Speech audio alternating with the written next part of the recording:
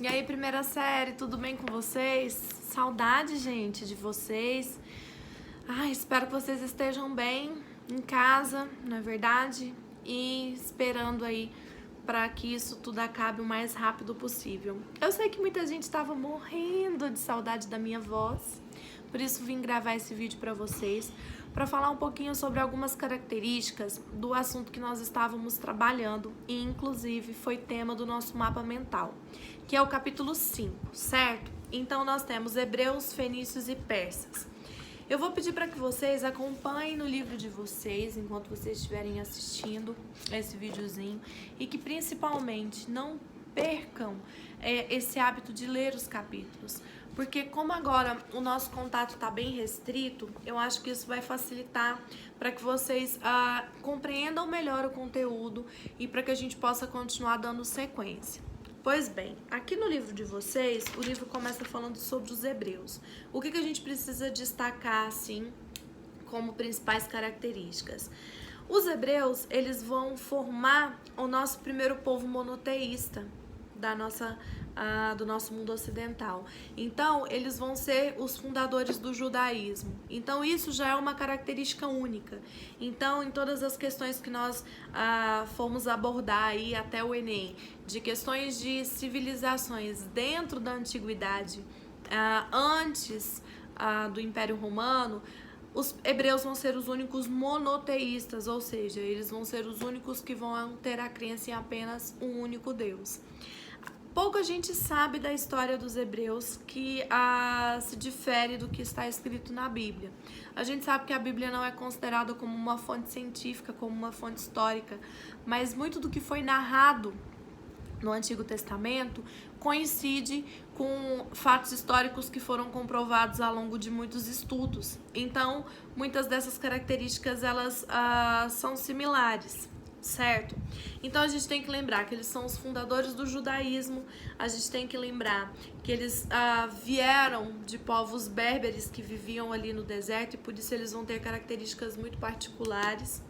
E também preciso falar sobre os hebreus, a questão da região, né? Que hoje a gente chama de região da Palestina, mas que para eles eram chamada de Terra Prometida. Então, essa região hoje, que é um palco de muitas disputas, de muitos conflitos religiosos, era vista como uma região de ligação entre nós, seres humanos, e Deus. Então, essa Palestina vai ser o foco de toda a civilização hebraica, que não vai ser uma civilização com uma estrutura física muito bem organizada. Como assim? A gente falou muito de povos mesopotâmicos, falamos de egípcios com grandes construções, com grandes monumentos, grandes obras. No caso dos hebreus, não. Eles eram povos que acabaram passando boa parte da sua existência nesse período da antiguidade sendo escravizados.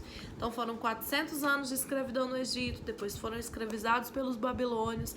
Então eles não tiveram uma estrutura física muito grande, eles não construíram um grande império, como outros povos dessa antiguidade.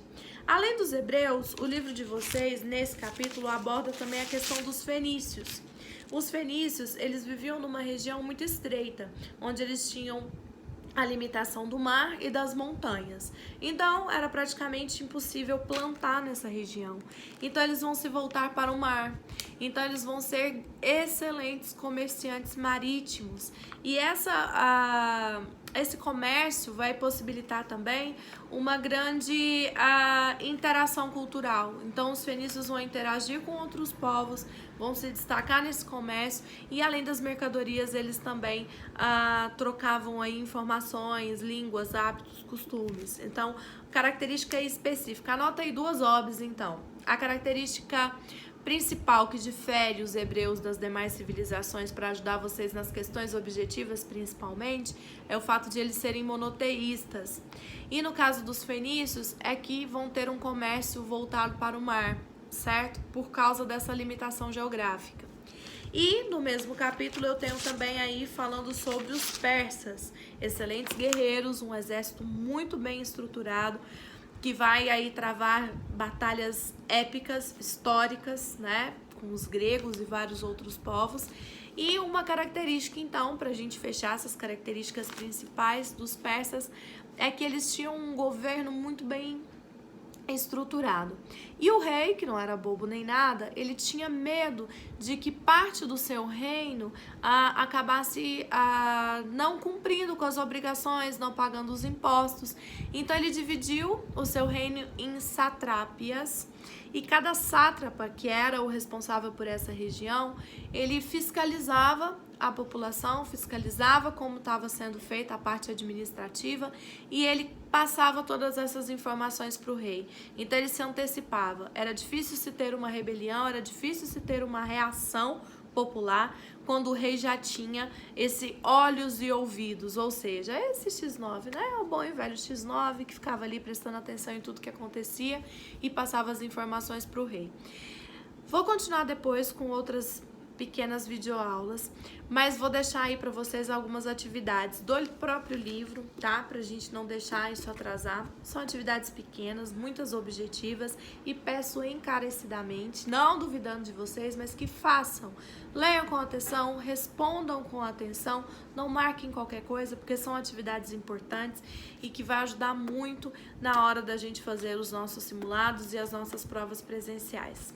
Combinado? Um beijo e até a próxima. Fiquem bem.